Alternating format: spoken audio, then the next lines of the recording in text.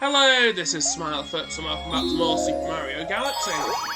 So in this episode we are continuing our adventure in the second dome. I am going to try to finish this galaxy that we're on now, plus another galaxy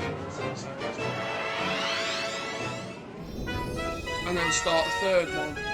Because yeah.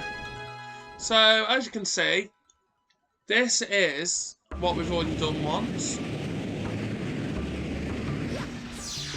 I know there's going to be more Star Ball levels than just the two that I remember.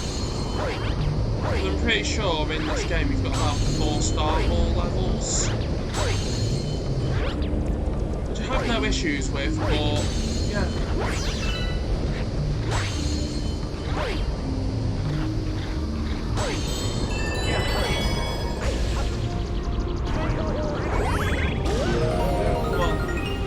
Let's fly, let's get to the end of this.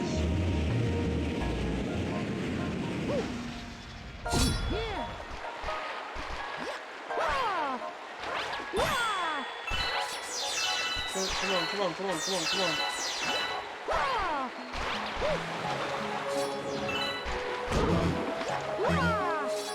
You go, come on.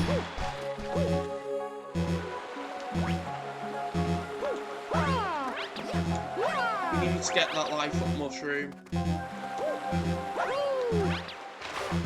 I don't get why you can do the comet before you do this, because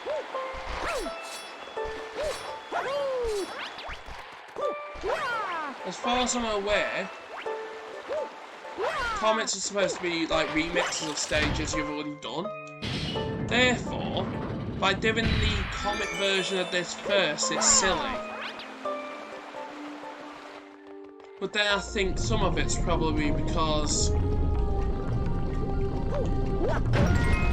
Nintendo don't expect you to just stick to one galaxy. I think Nintendo expect you to try all the galaxies first, see which ones you like, see which ones you don't like, and then base it around that. But yeah, I do think that personally, if I was to develop this, I would have it so that you have to have at least tried every single galaxy before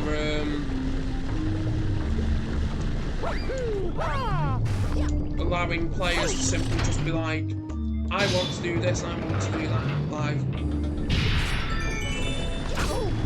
because if in order to beat the story you had to have an experience on at least half, if you had to have an experience on every level, then yeah, it would be really helpful. And I do think that Galaxy 2 is better in that way of progression, because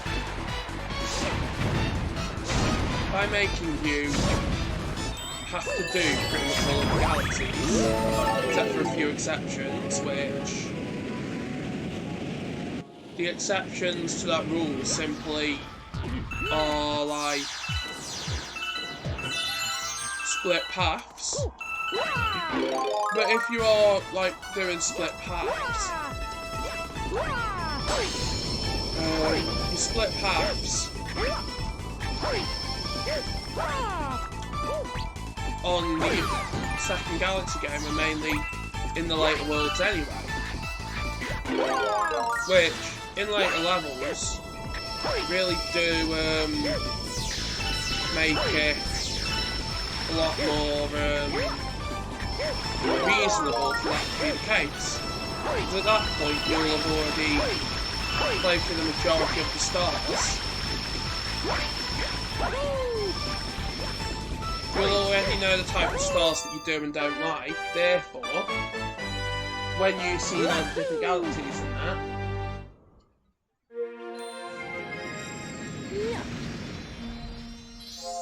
oh, yeah.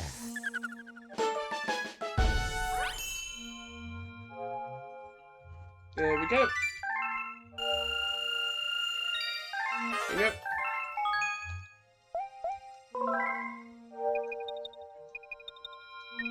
There we go. Come on. There we go. Freeze Flame is now done. So now on to Gusty Garden. Gusty Garden is a decent galaxy. And by the end of this episode, hopefully we'll be almost halfway through the main game. Because once we've got halfway through once we've done the main game, then we've got Luigi mode, and then this game is done. Like, I get that a lot of people in the, when 3D All-Stars was announced, probably bought it mainly just to play Galaxy, but I do think 3D All-Stars is quite good. But I'm going to review each game separately, and then once I've done that, I'm going to do like a follow-up video about 3D All-Stars, and talk about what my opinion is on the game. And whichever series is the longer one is going to be replaced with Mario 64, just because I want to be able to have, well, all the series on the channel, be able to always be like able to be followed, especially by I want to be able to finish both series at the same time, so that when I'm doing the review, I'm not either releasing it before one of the games is concluded, which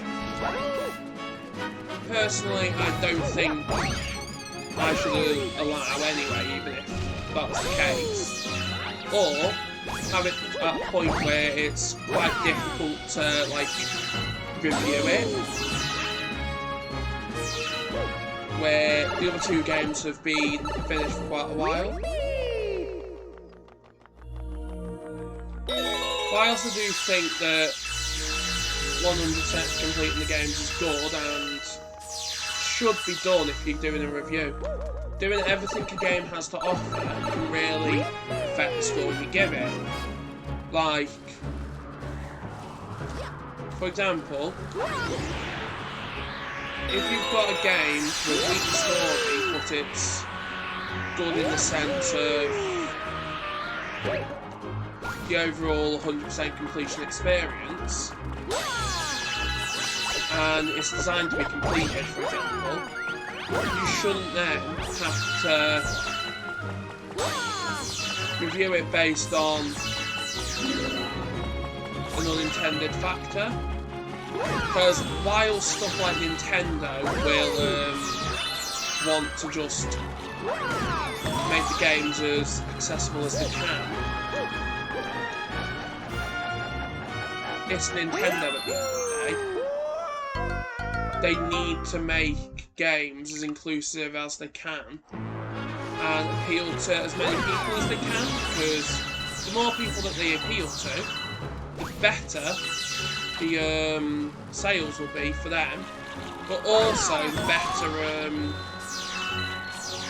the more money they'll get as a company, therefore allowing them to develop franchises further.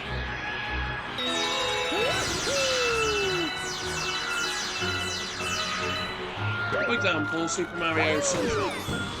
Super Mario Sunshine is an amazing game, and isn't one that I would simply replace.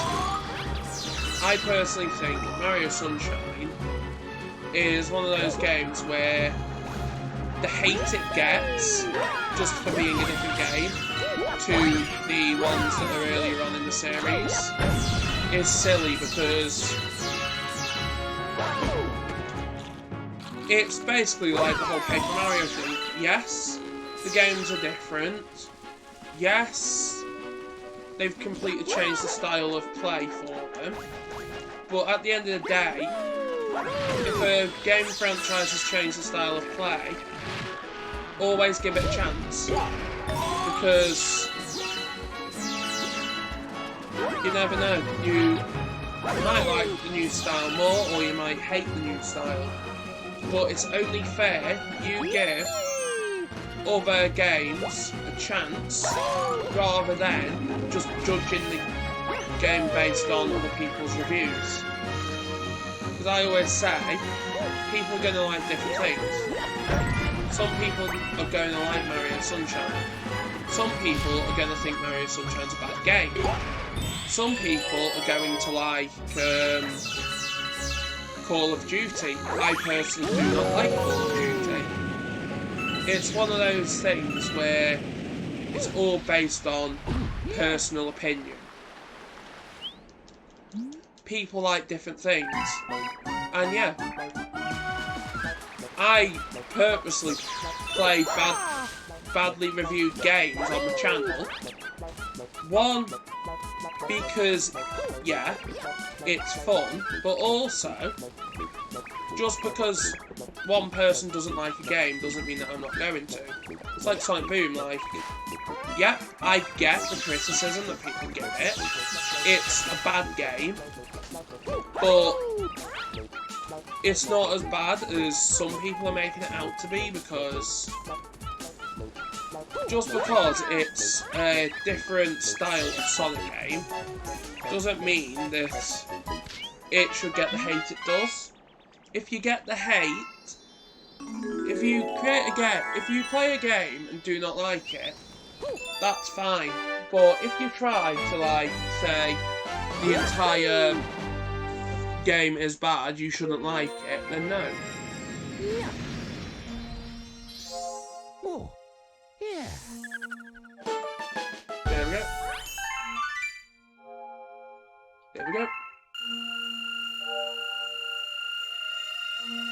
There we go.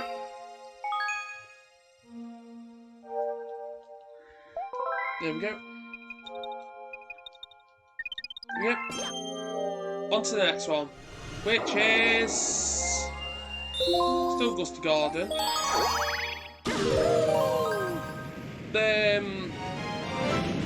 So with the float fluffs, as I call them, you want to use them to, like, get the coins.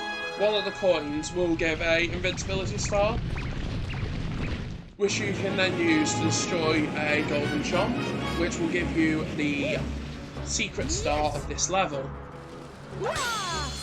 And yeah, it feels so weird going back and playing these games that as a kid I was never able to 100% because I'd either get distracted by other games and then end up not completing them, or like finding certain things too difficult because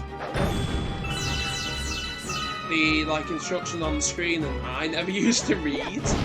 So I used to just be like, okay, let's just play this game the best I can.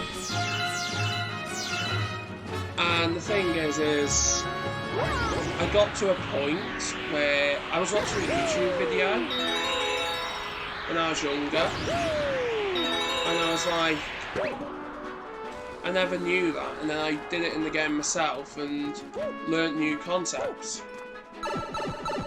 And the thing is with games, it's good to experiment, because something that one person does not like isn't going to be something for like you to literally. Call of Duty, in my opinion, all the games are the same. All the games are just the same, they've just got like a different coat of paint on them. And stuff like Zombie U for the Wii U is similar as well, because it's the style of game it is. And you've got a game like Pac-Man and the Gusty Adventures. Pac-Man and the Gusty Adventures is a bad game. It is. Because the way I see it is, I see it as basically Mario Galaxy, if it was being remade as like a college student's assignment, because it feels like the game is ripping off Mario Galaxy power-ups as its power-ups itself. Because you got stuff like the chameleon tongue in that, which just feels like controlling Yoshi in Galaxy 2. But with worse controls. And the thing is I do think that if you are creating a game, you should have to,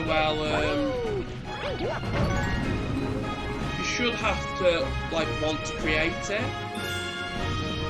And you shouldn't just be creating a game just for the money. You should be creating a game that's, one, you're passionate about making, but also a game that people are going to want to play.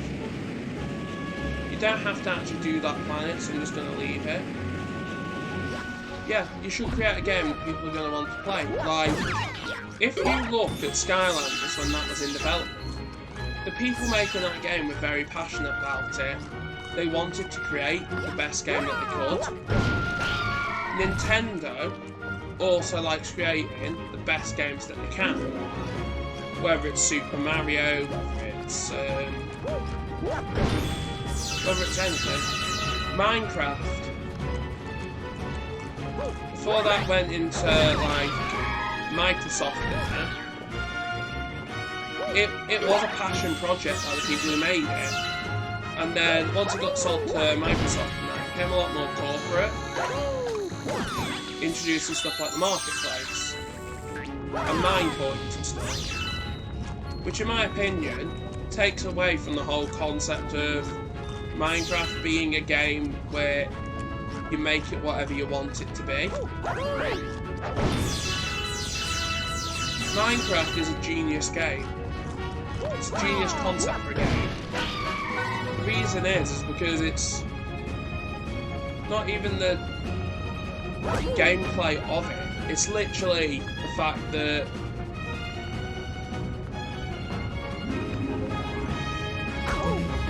when it was first released, like, the company behind it would literally be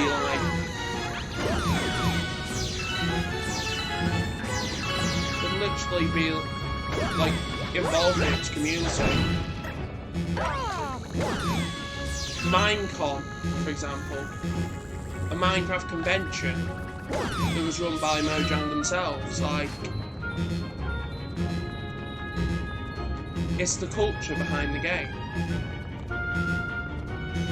And yes, whilst you can have passionate communities, having a community that also has helped develop the game and make it into what they want is good. As long as you don't lose your sight of what the game is, or what you want the game to be as, like, the lead developer, it shouldn't matter. It shouldn't matter, like, the genre of the game. Everyone likes different. But having a game that's suitable for a lot of people is good.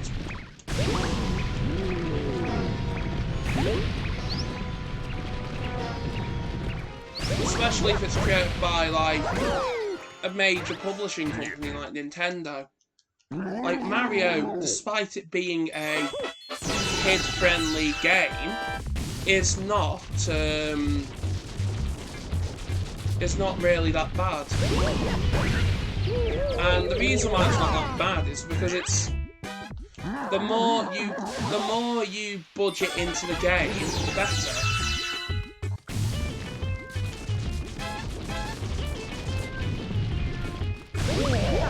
The more you factor into the game as well.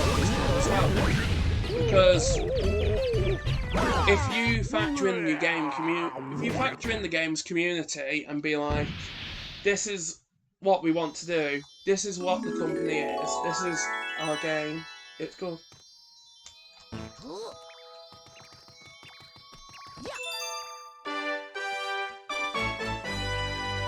Wahoo! Yeah. There we go. Oh, yeah. There we go. Come on. There we go. There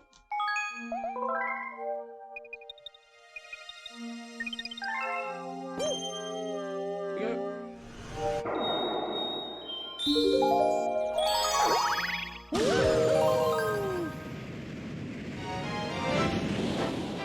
Come on. Gravity Scramble. This is the one that should have the secret one then.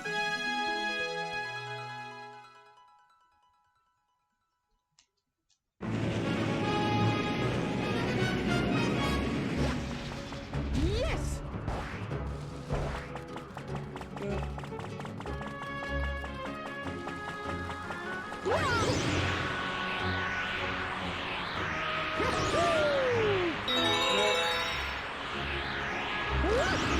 It's these coins here that you want to collect.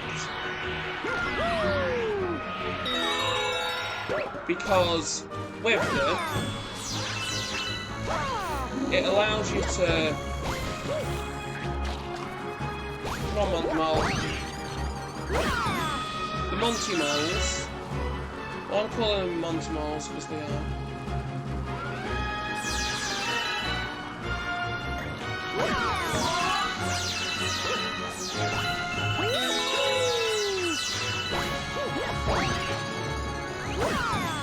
There we go, come on.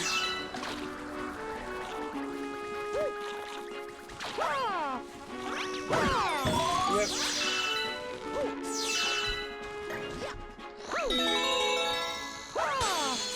Yep. Yep.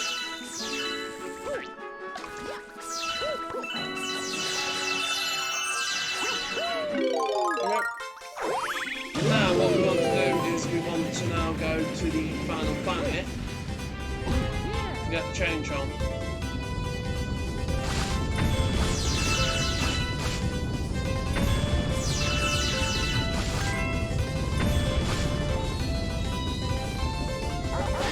There we go, we got it. Because the thing is, now we've got this star. On the next one, I'm still going to get the star, and we're going to focus on getting star bits, because if we can get as many star bits as we can, it reduces the amount of grinding that we have to do towards the end of the game. Wahoo! Yeah. Oh, yeah.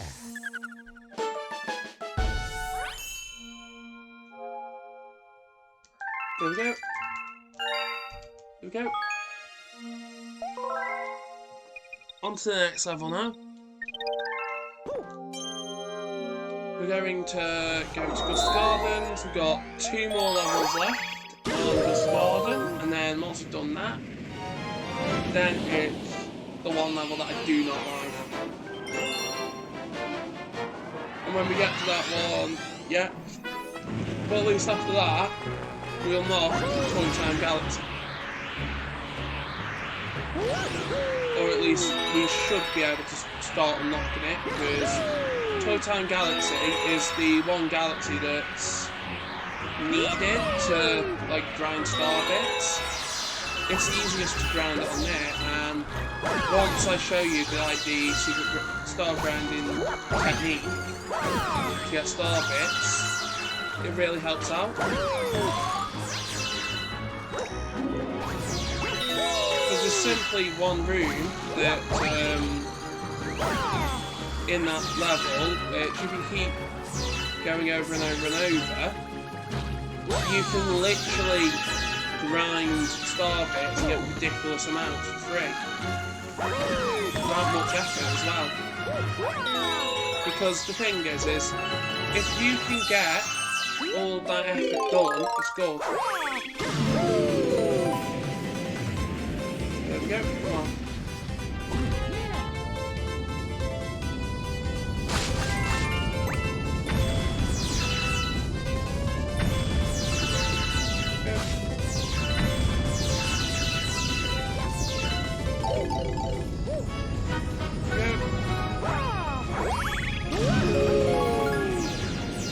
come on. Yeah. Yep. That's coin, not bothered. I'm genuinely not bothered about coins. Collecting coins is stupid anyway in this game.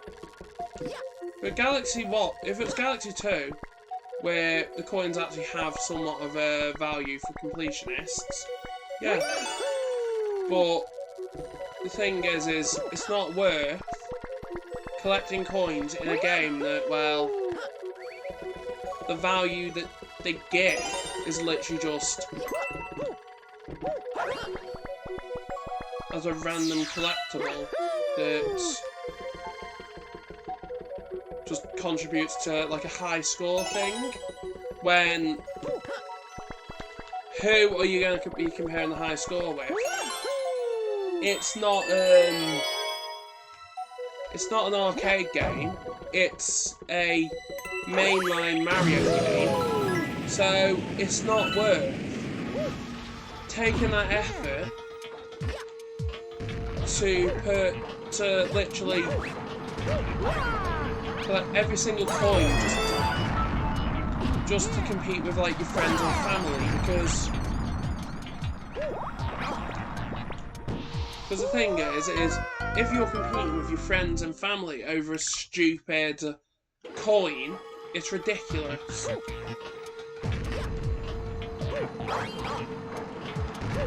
If you're the one person who's like, oh, I've got 100 coins in Bubble Blast Galaxy, and then somebody else comes out and is like, well, I collected 110 in that one.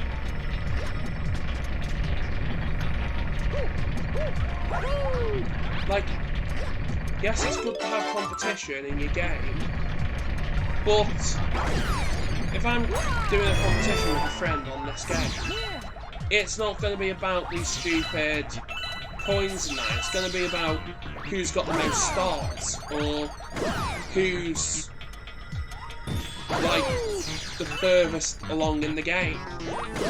Not, oh, I've got so many coins in a certain level. Because the thing is, I genuinely don't care about coins. Coins, in my opinion, in this game are pointless. And the reason they're pointless is simply just because it's, well, irrelevant in this game.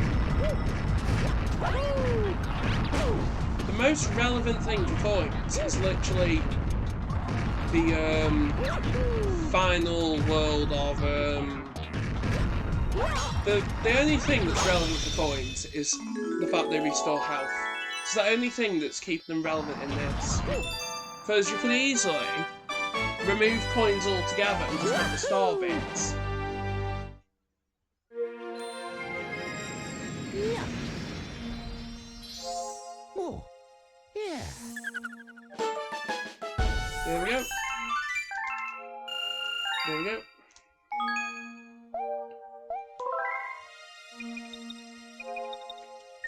There we go.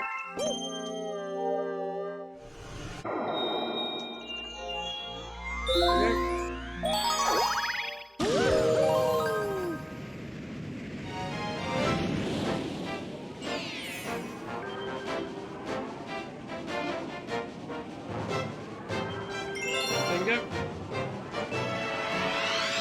Soaring over the desert winds.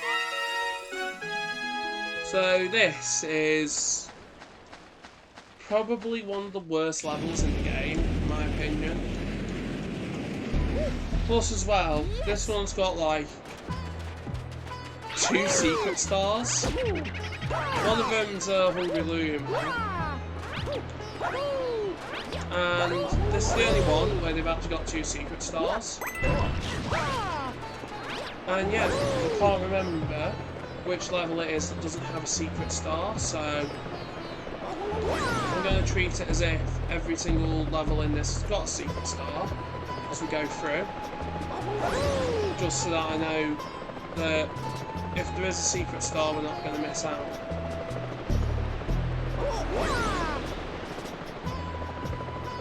Because with this, it's one of those levels where it's like, is there a secret star or is there not?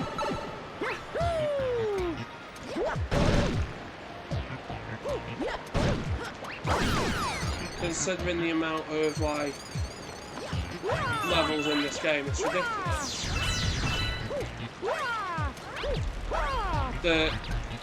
Probably my least favourite level in the game is the one that's got the most secret stars. And the only reason why I don't like this level is just because it's boring.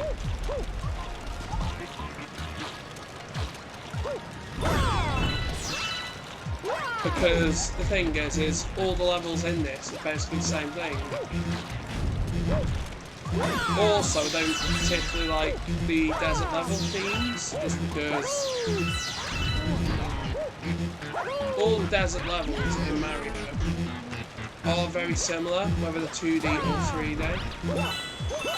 And your only gimmicks really that you get with 2D and 3D deserts is literally fan geysers on 2D Mario and stuff like that. And the thing is the way these games are,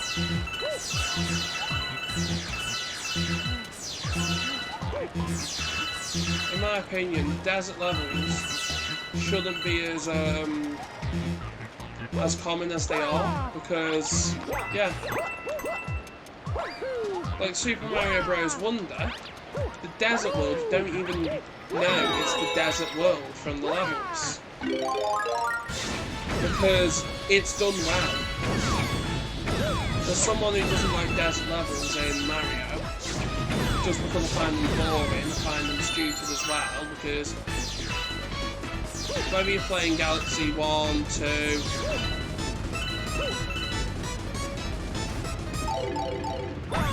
whether you're playing Galaxy or something, whether you're playing Galaxy, Galaxy 2, Galaxy on 3D All-Stars, all the desert levels just feel the same. And yeah, I get that it's a level theme, and I get that level themes and that are like seen as part of like every game. But if you're going to have a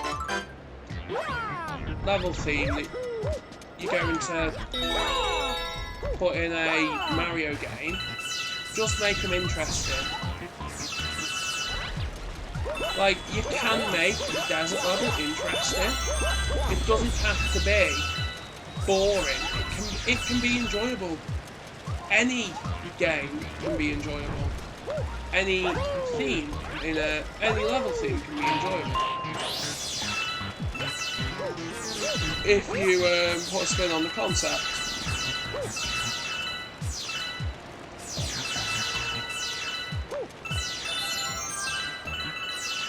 Like if, for instance, like in Odyssey, Desert World in there is probably the best desert level in Mario, because it contrasts its theme, because it's got ice in the desert, and then as you go through the level, the ice melts, which then you can then use in order to like get more stars.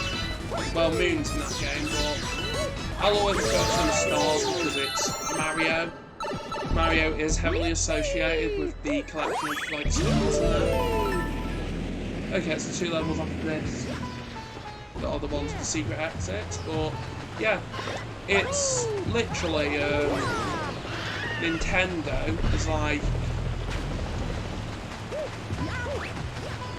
Nintendo literally uses desert levels, and the thing is you can't really have a decent desert level in a video game, just because when you make desert levels, a lot of the time the desert levels have to fit the theme.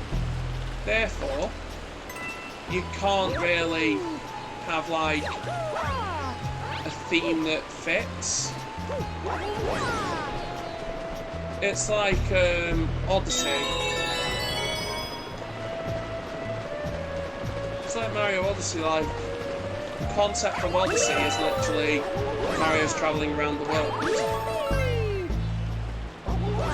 and when he's travelling around the world, he's going to all these different like countries and that, which yes are inspired by real life countries, but the thing is it's